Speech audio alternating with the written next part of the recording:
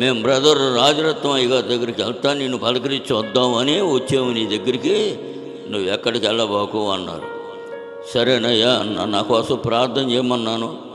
వాళ్ళు ప్రార్థన చేశారు కానీ ఒక మాట వినపడలేదు. చివరగా ఆమేన్ అని అన్నారు. సరే వెళ్ళారు. వెళ్ళేటప్పుడు నన్ను జ్ఞాపకం చేసుకోండి అయ్యా అన్న. నువ్వు జ్ఞాపకమే అన్నారు.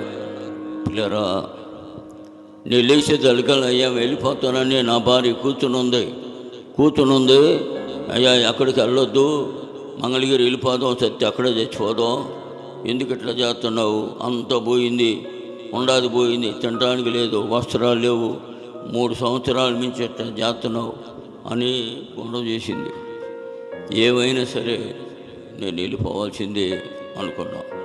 ఇంకేడికి వెళ్ళేది, దేవదూతలు చెప్పిపోయారు అని నేను కణిచి మానేసేసా.